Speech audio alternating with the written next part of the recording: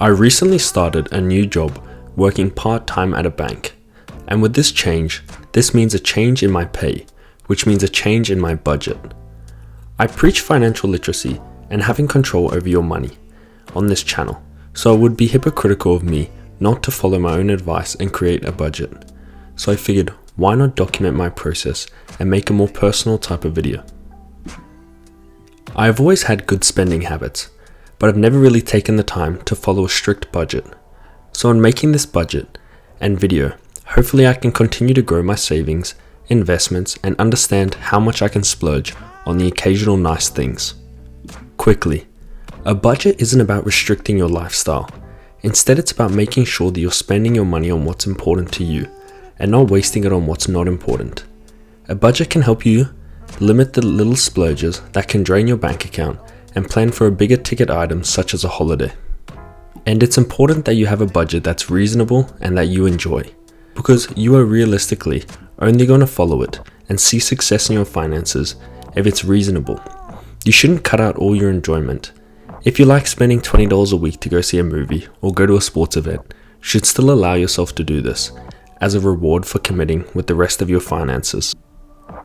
I work part-time at a bank and get paid fortnightly or every 2 weeks, and after tax my total came to $1,636, and breaking this into weekly makes it around $818 a week.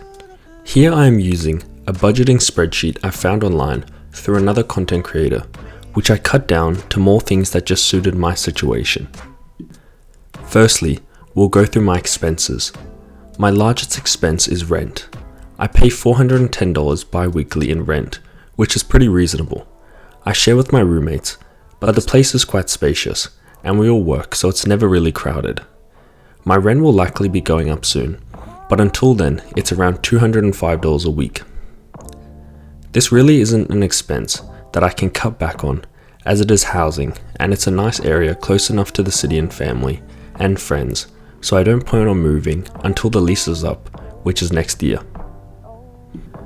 My next expense is fuel. I drive to work, training, and social events, pretty much everything, meaning I use a decent amount of fuel. Luckily for me, I have a pretty good fuel-efficient car that doesn't zap away all my money. It costs me roughly $50 a fortnight to fill the tank and keep it moving, so roughly $25 a week. Again, there really isn't much I can do. I can't cut back on this expense with fuel prices being out of my control, and I have to drive to get to most places. I like driving to the coast and getting out, so once summer hits, I'll probably more than likely be spending more money, but for now, I've just been working and doing uni, so I'm not getting out as much. My third expense is where I believe I can improve, and that is around groceries. For ages, I've been wanting to create a diet and follow it, for more than just to track my money spent, but also for health and convenience purposes. I've been in the process of improving my health and more consistently going to the gym. With this means I've been eating more and resulting in more money being spent on groceries. I have given myself a budget of $100 a week, which, since I make a chunk of my meals in bulk, allows me not to overspend. I also do not eat out much. I understand that can be detrimental towards hitting your saving goals, and every time I go out, things seem to be getting more and more expensive. But food is an area myself that I want to spend more time and potentially more money on, as I am investing in my own health and well-being, so it's something I can see myself justifying with it being more expensive. My next expense is bills. In my rent, some of my household utilities are paid, but this extra $40 is just towards bills such as water and electricity. I actually don't know my exact amount that the bills will come out in, but with summer being around the corner, they will likely be more expensive and they are likely to increase, so I like contributing $40 just to keep myself safe, and if I do have extra money then it's all good, and if I have to put in extra it's not a big deal. I also save a lot of money by limiting my subscriptions. I'm only subscribed to one site, and that is so I can watch football. Luckily for me, we have Netflix, Disney Plus, and so on in the house TV through my roommates being subscribed, which saves me some extra money. And if there's something I really want to watch and we don't have it, I'll more than likely just watch it online for free. so I give myself around $15 for subscriptions. Personal spending is one for myself that I find hard to budget. I'm not someone who spends much on random purchases. I would somewhat say I'm quite frugal, but when I do buy something, I try to buy something that will last an extended period of time that I'll be able to get good use out of.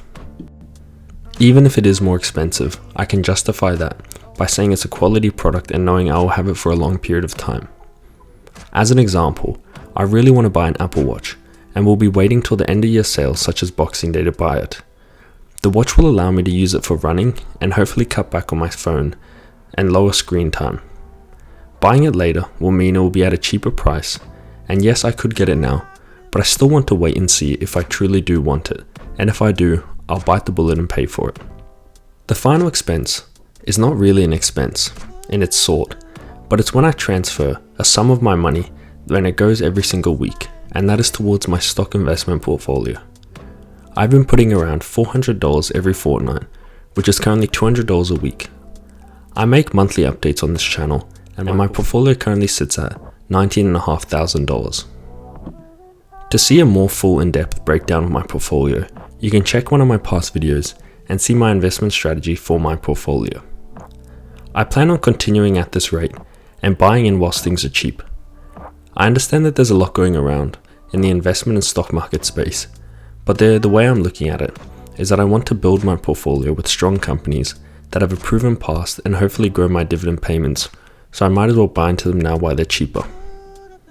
So altogether, that totals to $1,215 in expenses over 2 weeks, including my payments to my investment portfolio, which leaves me with $421 to transfer to my savings. On top of breaking down my budget for payday, I wanted to go through my savings and investment goals as well, as it all ties together, as the money being used to grow towards my savings goals comes from my work paycheck. Currently, my emergency fund sits at around $1,500. As I sat down, I realized it's far too low, and if a problem was to occur with my car or my health, and I would have an unexpected payment, I need to be able to comfortably pay it off without having to think twice, so my long-term goal is to get the emergency fund back up to $10,000.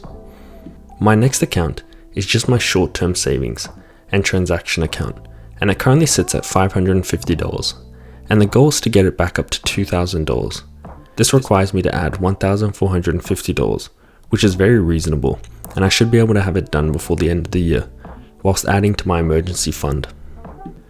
The reason these accounts are low is because I wasn't working for 2 months and still had to pay my bills and rent, as I took a break, and this cut into my savings. For ages, I just added to my investment portfolio and left my bank quite dry, and now I understand I need to build it back up, and with my savings account, I can get a 2.6% in interest payments, which is nice and like a little motivator to continue to grow that account back up. On the bottom left, you can see my monthly expenses, which is just the same, but times 2, as I don't have any separate monthly expenses that are separate for the rest of the Excel spreadsheet. I will continue to fill it out as the year progresses and as I move towards those goals. So this was just a quick recap and an explanation of how I will be budgeting after moving to a new job. Hopefully you enjoyed this video, as it was a different kind and a bit more personal. Leave your thoughts on how you budget your pay, and if you have also started a new job recently. And subscribe for more business and finance related content.